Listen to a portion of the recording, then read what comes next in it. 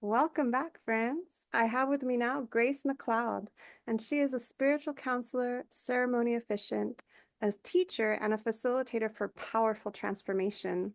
With deep wisdom and compassion, she empowers you to awaken to your true essence, which is pure unconditional love. Through attunement and laser focused, beautifully guided experiences, Grace helps her clients reclaim their innate gifts, step into their highest potential, and become a catalyst for a more loving, awakened world. Welcome, Grace. I'm so excited to Mhm. have you here. Thank you for having me. Absolutely. And I'm excited because you're going to be talking to us about your own healing, transformational journey throughout your life, which has led to your life work and most recently, a beautiful book that I'm so excited you're going to share with us. So please tell us, Mhm. how did you begin your transformation? When did you begin your transformation? What has this journey been like for you? Well, first of all, thank you again for having me. It's wonderful how I said this already, that my life works by synchronicity. And Mm. this name, Grace, is not my original name. My original name is Donna. And I spent years in spiritual community and had a meditation name. And then I kind of outgrew that. And I just had this intuition that there was a name that I was supposed to have, but it took 10 years. And then Mm. one day in meditation, I got this message: you are God's grace. By grace, your life unfolds. Now go and live it and and trust it. And I mean, profound. I would have never, ever, ever chosen this name for myself. And I absolutely love it. It's been a stretch to take it on, Mm. but it really is the right name. My life's work is about letting go and letting God guide me all the way to the point of remembering that I actually am that creative force. So the early part of my life was just about crying. I cried my whole childhood, and there was nothing externally wrong. I had a secure home and a good upbringing, but I just cried myself to sleep so much. And I knew I needed something. There was something I needed that I couldn't find. And obviously, I was a sensitive and an empath and didn't know all of that. And so I was probably feeling everybody's feelings. Yeah. But I just always wanted comfort and cuddling. And even as a more than a grown-up child, so one of the things that I had was teddy bears. And my teddy bears were just like my nectar. I just took them everywhere. And it was just an anchor for me. And then this just longing, there's got to be more. There's got to be better love and more love, and I need more love. And, so I got all the titles: you're too needy, you're insecure, blah, blah, blah. And lots of insecurity and self-doubt and self-incrimination for needing that. So that became the force of in my life. I need to learn how to love myself and define this love that I can't find anywhere. And so I went into kind of looking into those kinds of things, but more I was an achiever. I thought if I can just achieve and be the good girl and get straight A's and please everybody, then they'll love me. Mm. And my mom got involved in yoga when I was quite young. I think I was about 14 or 15, and she just took off. She just loved it. She'd always been healthy. And we moved. My dad got transferred, and she ended up finding a yoga teacher who was a full-on yoga aspirant. Mm. So she took all these middle-aged housewives on these pilgrimages to go to these different yoga centers. Oh. And my mom ended up getting a guru of all things. I mean, we were very traditional Western culture, Christian growing up and everything. And it was the love. It was a bhakti path of yoga, devotion. So a Mhm. lot of music, a lot of chanting, very loving community. And I think I was like 15 at the time. My sister was 13. And she took us to these gatherings. I was like, there it Wow. is. There's the love. I mean, people are all dressed up in white saris with dots on their head. And I'm like, oh God, what's our mother done? She's gone off the deep end. But the love was there. And it was so authentic. And I mean, people were so present and breathing and connected. So even though I went on to college and then we had a family crisis, my older brother was killed in a car accident. Oh my And God. all of a sudden, the cops were at the door, and it's like, this has happened. And it just shocked us all, just obviously devastating. And if my mom hadn't found that community, I know she would have gone with them. It just Hmm. about sent her across. But it's somehow we just took care of each other. It's just me and my sister and my dad and my mom, and we kept going to this yoga place. So Mm. I went off to university and studied social work and personal growth. That was my university degree. And in the same time, I was going to yoga and learning the exact same practices, only it was all experiential. It was all about breathing and being in your body and being authentic and following your intuition. So I was having this massive spiritual awakening while grieving my brother and getting this degree in self-awareness and self-empowerment and and I thought I wanted to save the world. I thought if I can fix everybody's pain, then it'll be okay. And then I realized, no, no, no, it's my pain that I'm looking for help with. So Yeah. I got my degree and just was going everywhere where I thought I wanted to go. High achievement, straight A's, the success kid in the family. But by then I was smitten with this community. And I went for a while and then I thought, I'm not ready. I'm not ready to commit to this. So I went traveling and I was visiting with a friend and I was doing morning yoga. This is a pivotal story. That's why I'm spending so much time on it. Okay. Yeah. And I was up in her little tiny attic. It was freezing cold, and I just finished my yoga flow. And I went to bow down because that was part of our practice that thy will be done and just give it all over. Hmm. And I sat up and I don't see very many visions, but I saw the words, everything, achievement, success, money, marriage, importance, and they all went over my right shoulder. And I heard, your whole life is about transformation. None of that matters. You're here to transform and to transform the world. Wow. And I was probably about 21 years old. And I was like, okay, that was pretty clear. Yeah. And everything changed. Like I quit my career. I moved to this full-on ashram and gave up everything. My poor dad had put me through university and he thought I'd gone off the deep end. But it was so clear. And I know you know this. It's like Hmm. when any of us remember who we are. You Hmm. can try to get away from it. You can try to go, no, no, no, no, no, no, no, you don't understand. I'm going over here, but it won't work. It just won't. We can't walk the path that is not for us. Right. So it's taken a lot of courage and a lot of doubt, but every time I would trust it and say yes to it, I would feel the confirmation. I would feel more peace. I'd feel more confidence. And then ironically, our community was became a yoga center and a wellness center, and it was so successful that we became the largest residential teaching center in all of North America. So I did all of my achieving there, and I Oh. became a manager and a really important leader there, and I kind of had my cred. Yeah.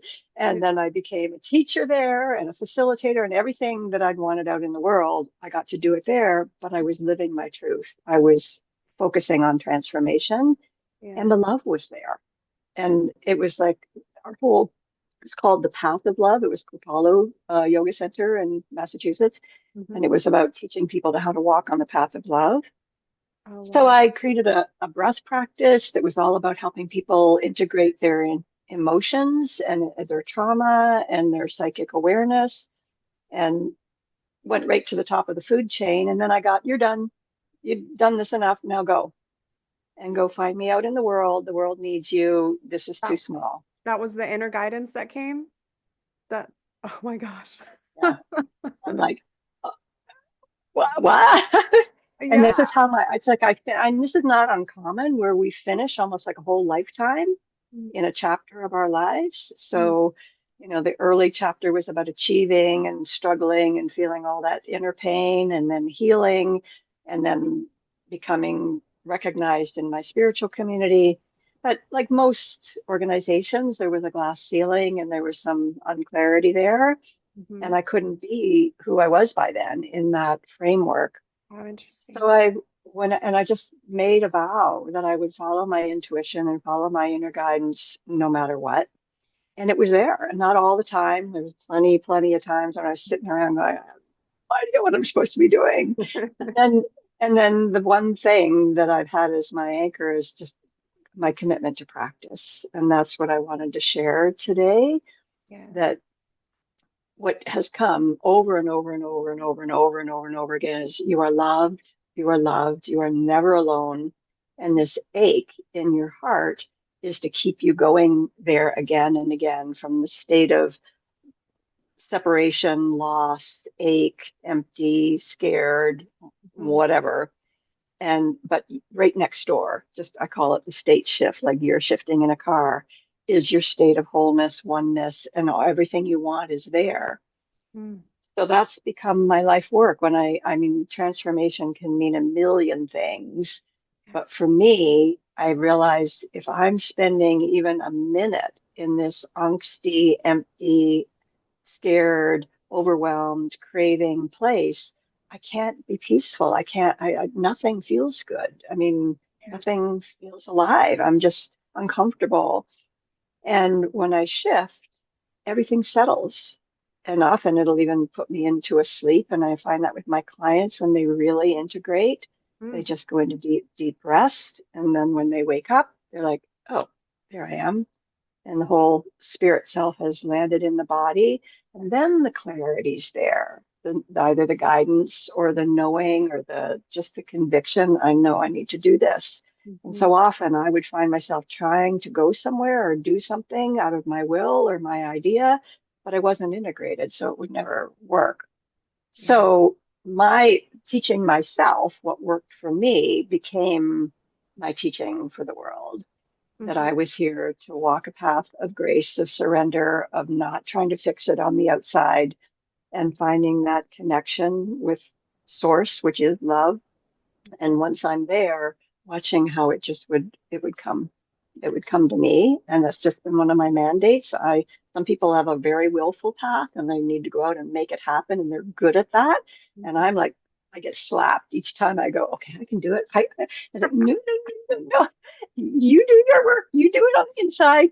And literally, it's like, just go out, just go to a grocery store or go hold a door open for an elderly person or smile at somebody. That's my real work, is to be a lot to say, but to be the presence of love and grace in the world. That's my actual job.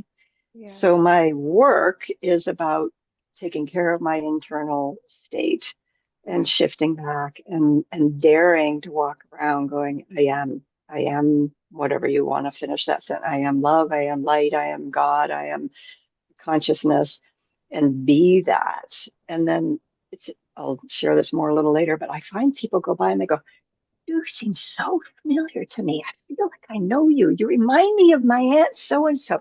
Do you know so and so? And I Uh-huh. was like, See? that's not it. You're remembering. You're remembering this familiar feeling.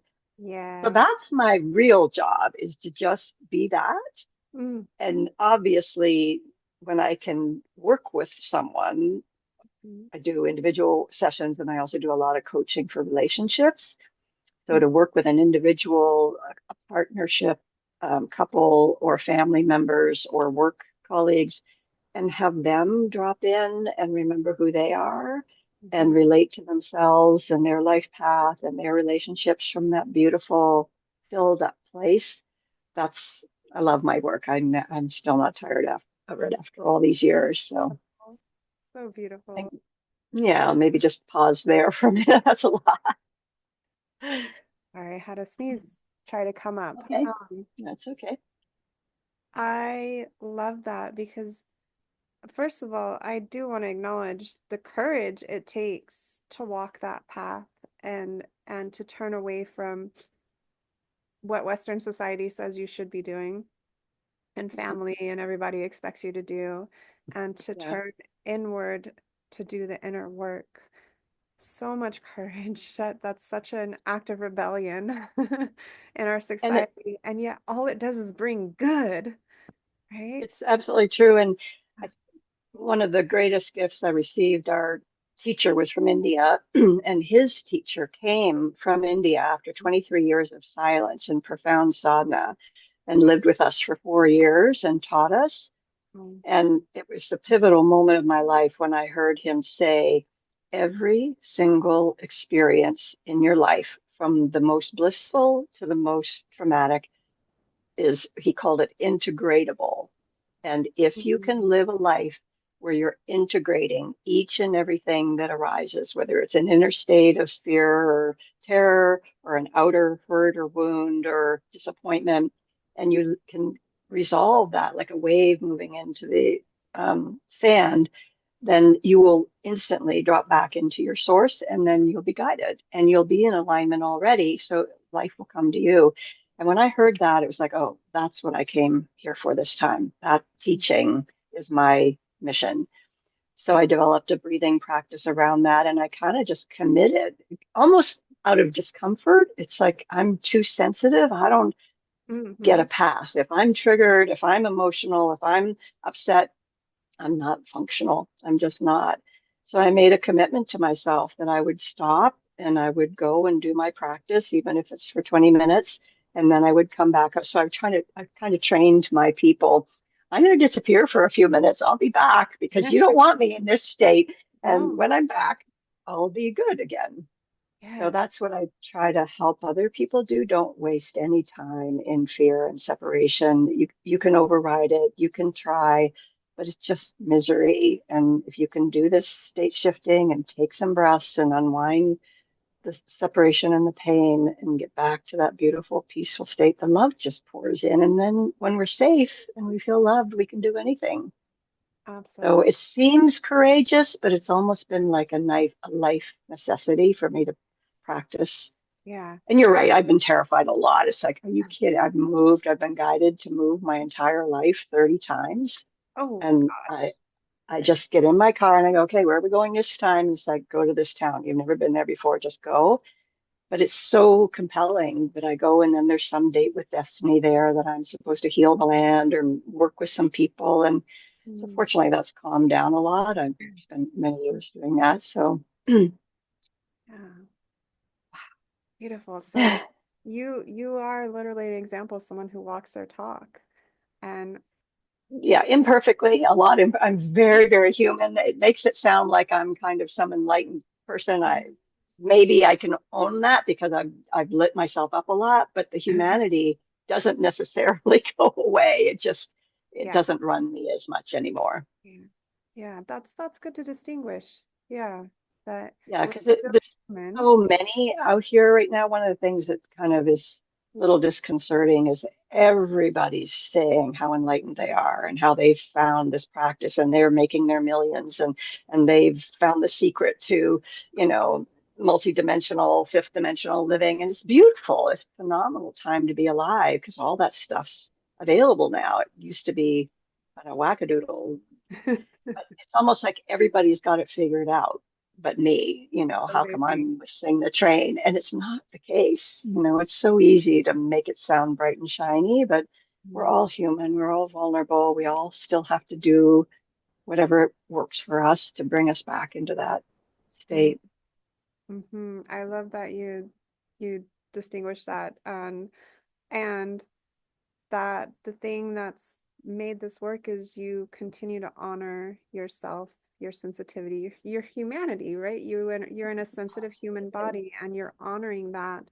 And by honoring that, you are able to be the anchor of love in the world for not just yourself but others. And that is Yeah, such an inspiration, I think, to us younger generations to see we can take care of ourselves and still be of service to others. It's not one or the other. It's actually is even better. it's essential. Yeah. I mean, my whole thing, because I had to learn it, self-love is the essence of everything. If we're not kind here and compassionate here and holding here and loving here and serving here, it's all fake out there. You can do it for a while, but you'll burn out. You'll get some imbalance going on. So it sounds selfish, but it really isn't. It's like put the oxygen mask on literally first and love this. And Yeah, then that's what you have to give to others. exactly.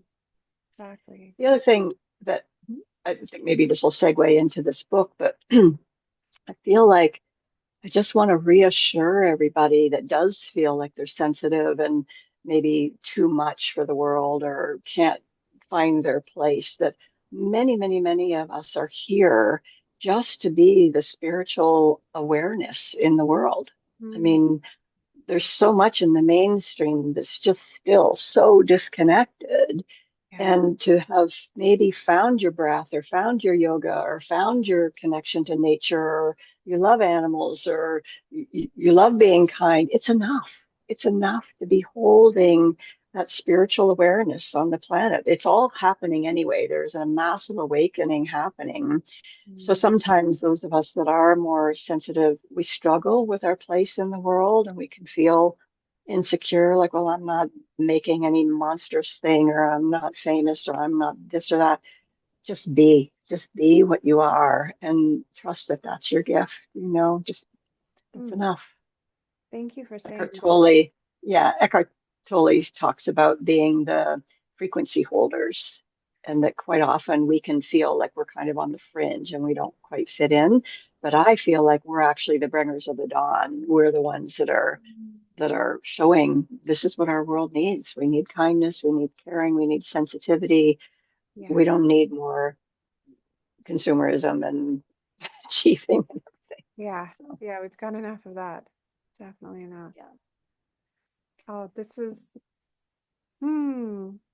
I'm loving hearing all of this. And I want to make sure we have time for your book because you have written a very beautiful book that I would love to hear about. And I think you might even read us a bit from it. Yeah. Yes.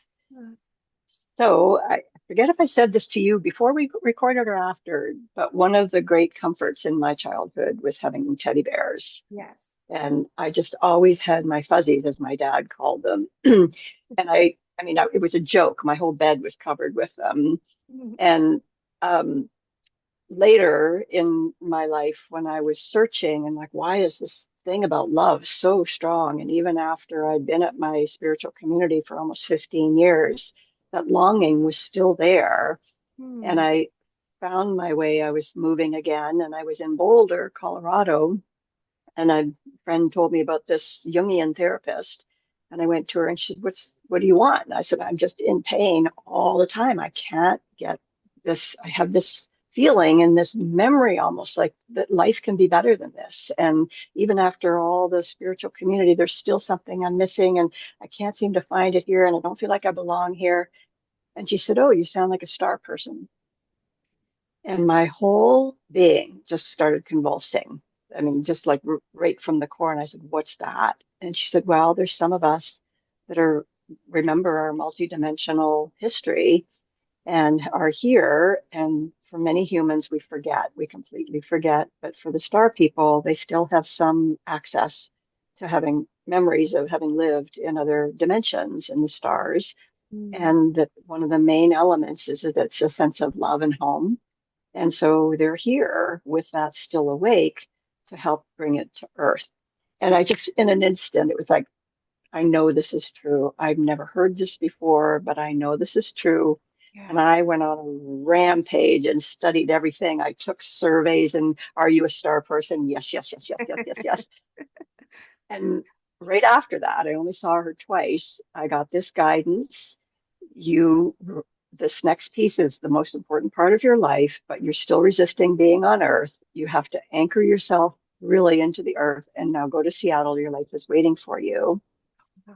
And I got there and I just was reading about star people and I was trying to figure out my new life. And I pulled a tarot card and it was the star card. And it was all about you're a conduit. All you have to do is just open up, receive your light from home, and anchor it into earth, literally into the earth. That's all you have to do. That's your job. And I Mm. fell asleep that night and I was awoken with a visitation of this energy. I'd had various different psychic readings where presence had come in and it's just so palpably beautiful. And it woke me up and I was like, what's this? Who's this? And it's like, we're your star family. We're from the Pleiades and we've come to confirm everything that you've just remembered. Wow. And we can't come and be with you yet. You have to own this. You have to own this power that you hold. And as you step into this and really claim this, we will come to earth as well and you will meet us. And then they were gone. Wow. So what happened, yeah, is I started having what we might call dreams, but they were memories of my life in the Pleiades. And it's all centers around me being a child and having a special bear, a magic bear. Oh, So what? I have a very active inner child. So this Wow. is the book. It's called The Star Girl Story. I've been trying to write this for about 20 years. And it says, a grand adventure about a girl and her bear who traveled from the stars to help us remember that we are loved. Oh, So these are actual memories, yeah, that happened. And it's been on the back burner because was years and years and years ago, and it's kind of faded into the background. But lately, being a wedding officiant, I have all these young couples in my life now who are all having babies, including a nephew of mine who's been a very, very special part of my life. And he just had a baby. And I went up to meet him at Christmas time. And I just knew he was one of these star kids. Whatever you call them, you can call them star kids, children of light. There's all sorts of different names. But he was just so present and so calm and so just like, look, and I went, oh my God, this was the prophecy that I'd start to meet the star kids. And I just knew it was him. And I thought, okay, well, I have this thing where I give bears to the kids. oh my And God. these are very, very special bears. They're made out of alpaca fur, and they are so soft and so filled with real animal light that it triggers this memory of, oh, I'm like this too, and I'm very soft and I'm very loved. So I met little Walter at Christmas, and I just knew he needed a bear. And Hmm. I came home and I wrote this whole book in like one day. It's just like I had him as my recipient to tell my story to, 6 Uh-huh. months old. Uh-huh. Oh my goodness. I love that. So do we We have about 5 more minutes? Yeah, we got about Are we four or done? five more minutes. Okay. Love for you to share from. So Mm. yeah. So what happened when I was visiting is I'll just tell it very briefly. I knew I wanted to give him a bear. It was Mm. Christmas time. All the stores were closed, and I was out walking, and I found an alpaca bear store. It was the only one that was open, and I found his bear right then. It was like, okay, you need to do this now. This is right. Get the bear. But I brought it home, and then I wrote the story. So this Mm. you can't see the picture very well, but see this. Stars, yes. Yeah. And the light's shining on it. But anyway, there's a little picture of a girl and a bear, and these are the High Council that are Oh, all in the background here, and she's going to the Temple of the High Council. wow. So I'll just read a couple of little segments here. Give Yes. me a and when we got to stop. Once upon a time, there was a little girl who lived in the stars, and she was filled with light and love. Her very best friend was a magnificent bear with the most silky soft fur you could ever imagine. They lived in a star system called the Pleiades, and life there was filled with harmony, joy, powerful love, and magic. Some say it was like living in heaven. The girl and her bear would wander through the community, and everywhere the girl went, she was greeted by people who loved her. They would send their love greeting telepathically to the girl. Her heart would fill with the feelings of their love, and she would beam hers back to them. The aunties and uncles would lift her on their laps, and as she hugged her beloved bear, they would hug her. Her heart was so fulfilled that she would just stare out from her big round eyes, watch life as it passed by, and she knew this was exactly how it was supposed to be. Love, peace, harmony, joy, beauty, freedom, connection, and so much bounty would radiate to her and through her as she was hugged. It was like these were codes embedded in her soul, and when she and her bear were together, embraced by hugs, the codes would light up like music notes and rainbow rays. All was well with the star girl and her star bear. And there's a picture of her being hugged. Whoops, where are we? With her bear, and the little music notes are coming out of her heart. Oh, so sweet. So sweet. Oh, wow. We're gonna have to end now, Yeah. but thank you for sharing that. And it's going to be published soonish, so people can find that. Yes, I still have to do a little more editing. Now I just got home from sharing with Walter and his parents, and they gave me some input. And Mm. then hopefully it'll be on Amazon in the next month. So anybody that's listening, if you want to get a little bit more of a preview, I'd be happy to send you one and or be on a mailing list. So when it comes out, I can let you know. Yes, yes. We'll make sure to put your website in the chat so people can find you and where how can people connect with you if they want to work with you, if they want to learn more about your book, where Yeah. can they go? So I have two websites. The first one is it's just my name. So it's Grace MacLeod, MacLeod. It'll be in the notes.com. And that's my spiritual counseling. It's kind of my full out spiritual counseling there. And then I'm also Officiant Grace, and Okay. I do wedding ceremonies. I actually do celebrations of life and help people have conscious deaths. And Mm. then I also do really beautiful relationship coaching. I do a lot of relationship coaching. So whether you're looking for individual support or couple support, or you need to anchor in so that you can have the courage to follow your path in life, that's what I'm here for. What a gift. Thank you. Thank you for being so committed to being true to yourself and your calling. It gives the rest of us courage, it gives the rest of us inspiration. And I am just so delighted I got to talk to you today. Thank you so Thank you much. so much. And I just, as I said, just know that you're loved, everybody. Just know that you're loved and try to be safe inside. I know the world's chaotic, but if we can just relax and find a little safety, then our light codes turn on. So that's your job. Get your light codes turned on. Yes, which reminds me, you also have a couple of free gifts for us, and that those links will be placed in the chat right now. And do you want to give a quick uh They're just two guided meditations. They're from my YouTube channel. mm, And one is about how do we actually make that shift that I talked about so much? How do we get from up here and anxious into our center? And the other one's a guided breathing practice that I use. It's foundational in my work. beautiful. Thank you so much. I will make sure everybody has access to that. Please check it out. Grace, oh, you're doing such beautiful work in the world. Thank you so much for joining Thank us today. you. Mm.